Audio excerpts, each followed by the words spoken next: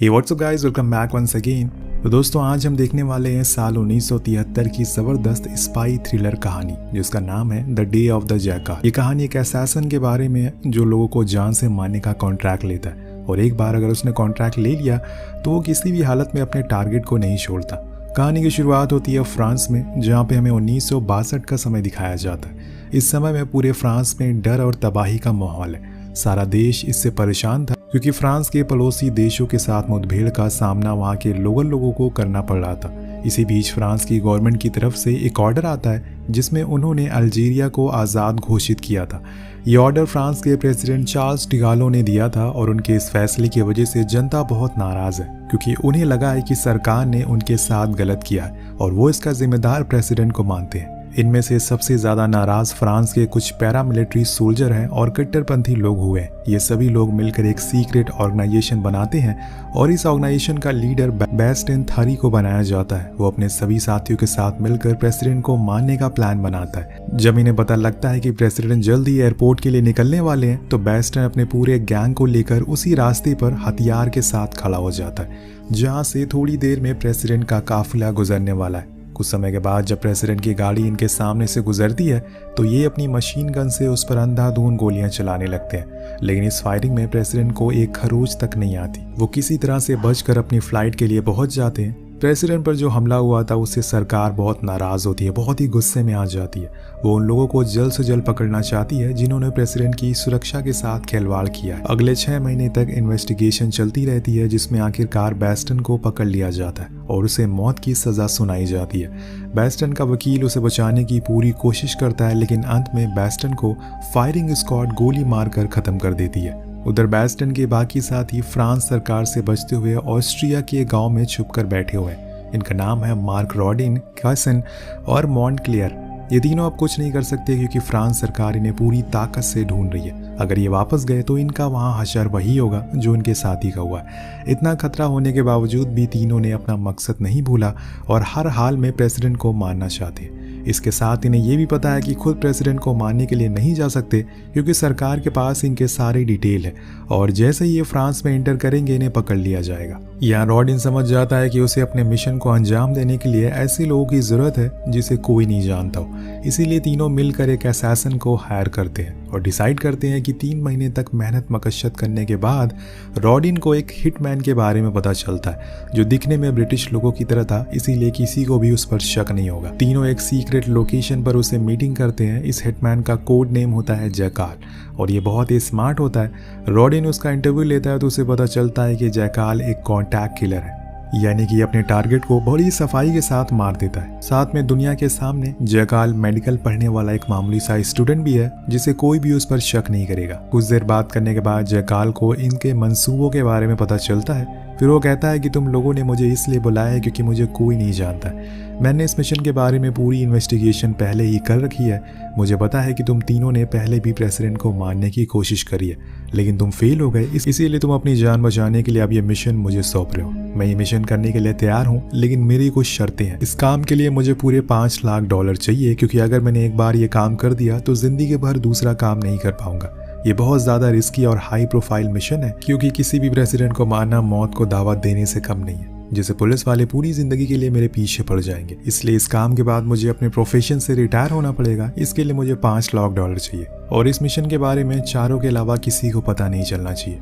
वो तीनों जैकाल की सारी शर्तें मान लेते हैं। फिर जैकाल अपने काम पर लग जाता है। सबसे पहले तो वो 2 नकली पासपोर्ट बनवाता है। फिर पेरिस जाकर मिशन को अंजाम देने के लिए लोकेशन की खोज में लग जाता है क्योंकि उसे पता चला था कि कुछ दिन बाद प्रेसिडेंट यहाँ पर भाषण देने आने वाले। अब लोकेशन फाइनल होने के बाद वो एक दूसरे आदमी से कांटेक्ट करता है जो गन मास्टर होता है। जैकाल उसे अपनी जरूरत के हिसाब से एक स्नाइपर बनाने के लिए कहता है जिसे एक ही झटके में प्रेसिडेंट का काम तमाम हो सके।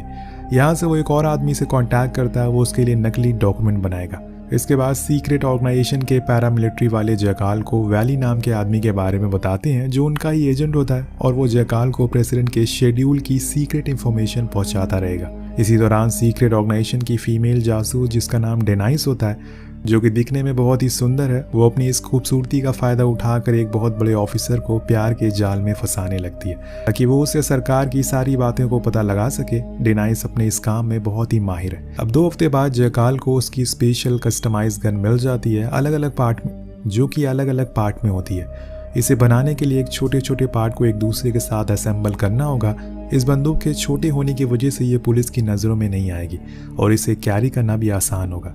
जयकाल इसे देखकर बहुत खुश होता है और अब वो इसकी टेस्टिंग करने के लिए एक सुनसान इलाके में जाता है जहाँ पेड़ पर तरबूज टांगता है। वो उसकी टेस्टिंग करता है और वो बिल्कुल सही काम कर रही थी और हम देख पाते हैं कि तरबूज के चीथड़े उड़ जाते हैं। इसके बाद वो डॉक्यूमेंट बनाने वाले के पास जाता है, लेकिन वो नकली डॉक्यूमेंट बनाने वाला शख्स अब जयकाल को ब्लैकमेल करने लगता है और उसकी आइडेंटिटी को एक्सपोज करने के लिए धमकी देता है, जिसे सुनकर जयकाल को गुस्सा आ जाता है और वो उसकी गर्दन पर वार करके उसे मार डालता है। फिर नया पासपोर्ट लेकर प्रेसिडेंट को मारने के लिए निकल जाता है। इस नए पासपोर्ट में उसका नाम पॉल ओलिवर था। अपनी सारी तैयारी पूरी करने के बाद जयकाल फ्रांस जाने के लिए निकल पड़ता है। इधर दूसरी तरफ सीक्रेट ऑर्गेनाइजेशन के लोगों को जयकाल के इस काम के लिए पैसे भी देने थे और वो भी $5 लाख, जो बहुत ही बड़ी रकम है। इतने पैसे इनके पास नहीं होते, इसीलिए ये लोग अपने आदमियों को भेजकर बैंक को लूटने का फैसला करते हैं। ये बैंक को लूटने के लिए अलग अलग तरकीब अपनाते हैं। कुछ बैंक को रात में लूटते हैं और कुछ बैंक को दिन दहाड़े लूटते हैं। बैंक में चोरी के समय पुलिस और इनके बीच गोलीबारी भी चलती है, लेकिन ये पैसे चुराने में कामयाब हो जाते हैं। पेरिस के बैंक में होने वाली चोरी की संख्या में बढ़ोतरी की बात जानकर फ्रांस की सीक्रेट अथॉरिटी चौंक जाती है और वो इसके बारे में छानबीन करना शुरू कर देते हैं और इसमें लूट में शामिल कुछ चोर पकड़े जाते हैं जो अपने काम में बहुत प्रोफेशनल हैं, क्योंकि इन्हें सीक्रेट ऑर्गेनाइजेशन से ट्रेनिंग मिली है। पहले तो ये चोर कुछ भी नहीं बताते, लेकिन तब इन्हें 3rd डिग्री की पिटाई की जाती है। तब ये लोग रॉडिन का नाम बताते हैं। रॉडिन का नाम सुनकर सभी दंग रह जाते हैं और उन्हें समझ आ जाता है कि रॉडिन का ग्रुप कुछ बड़ा करने वाला है और अब इनका एक ही मिशन है, किसी तरह से रॉडिन को पकड़ना। थोड़े समय के बाद इन्हें पता लग जाता है कि आखिर रॉडिन और उसके सारे साथी कहाँ पर छिपे हुए हैं। उनका पीछा करते हुए वो एक होटल जाते हैं जहाँ सीक्रेट ऑर्गेनाइजेशन की पूरी गैंग छुपी हुई थी। यहाँ जांच से पता चलता है कि होटल का मालिक वैलेंसी सीक्रेट ऑर्गेनाइजेशन से ताल्लुक रखता है, इसीलिए सरकार को रॉडिन के साथ उसके ऊपर भी डाउट होता है। अगले दिन पुलिस वाले सिविल ड्रेस पहनकर होटल जाते हैं तो वो देखते हैं कि रॉडिन तक पहुंचना मुश्किल है, क्योंकि वो होटल के टॉप फ्लोर पर रहता है और इसके नीचे के फ्लोर पर 8 बॉडीगार्ड पहरा लगा रहे हैं। वैलेंसी वो शख्स है जो रॉडिन को बाहर की दुनिया से जोड़े रखता है। वैलेंसी दिन में 2 बार लेटर पोस्ट करने के लिए और रिसीव करने के लिए जाता है। अब काफी सोच विचार करने के बाद सरकार पूछताछ करने के लिए वैलेंसी को पकड़ने का प्लान बनाती है।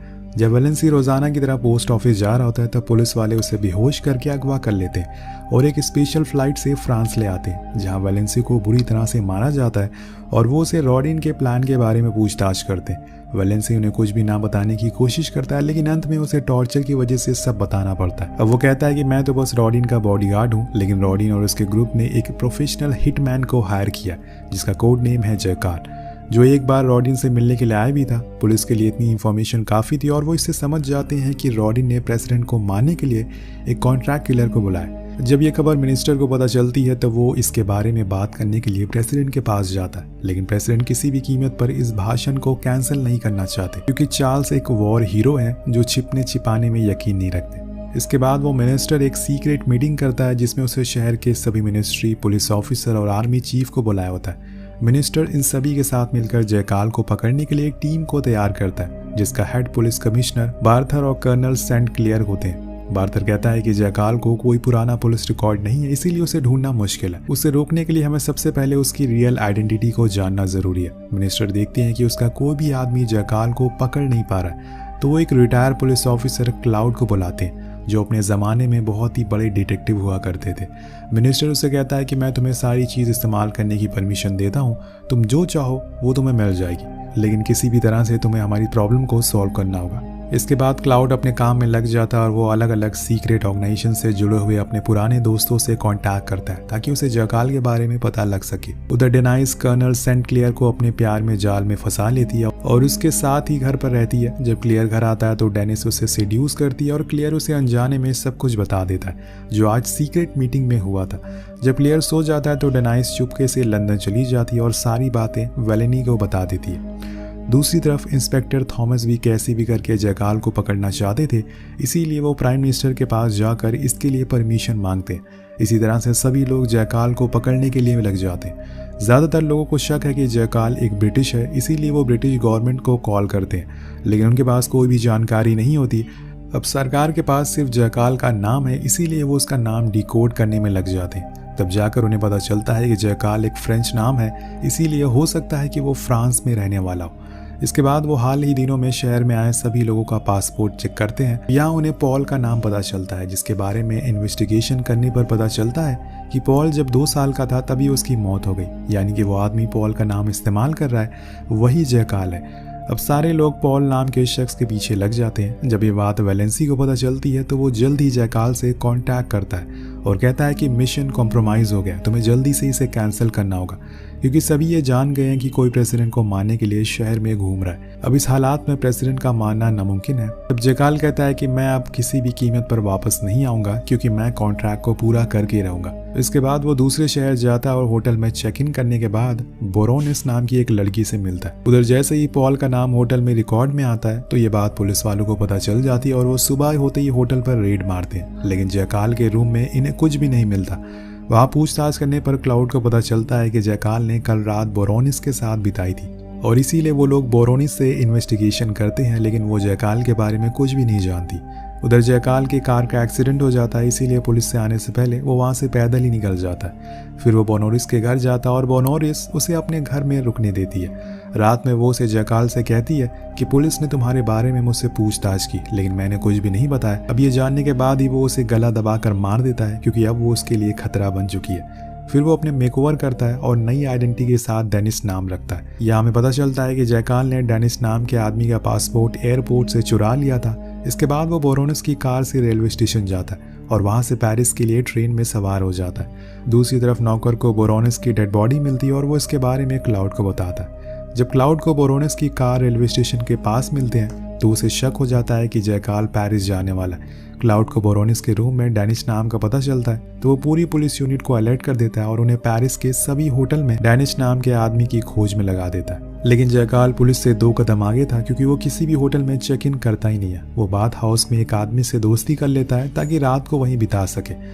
इसके बाद क्लाउड सभी मिनिस्टर का फ़ोन टैप करता है। तब यहाँ पर उसे पता चलता है कि सेंट क्लेयर के घर पर एक लड़की रहा करती है जो सारी खबर सीक्रेट ऑर्गेनाइजेशन तक पहुँचा रही है। इस बात को क्लाउड मीटिंग के सामने रखता है तो सेंट क्लेयर बीच मीटिंग में ही घर चला जाता है और जहर की गोलियां खाकर अपनी जान दे देता है। वहीं क्लाउड सभी को बताता है कि अगले 2 दिन में जयकाल प्रेसिडेंट को मारने वाला है, क्योंकि 2 दिन बाद लिबरलाइजेशन डे है। इसी दिन फ्रांस को जर्मनी से आज़ादी मिली थी।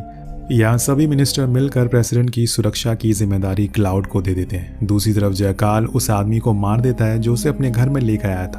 अब भाषण वाले दिन जयकाल एक बूढ़े और लंगड़े आदमी का भेष बनाकर आसानी से भाषण वाली जगह पर पहुंच जाता है और उसके पास की बिल्डिंग के ऊपर एक घर में आ जाता है। फिर अपने असली रूप में आकर गन को असेंबल करने लगता है, जिसके पार्ट्स को उसने बैसाखी में छुपा रखा था।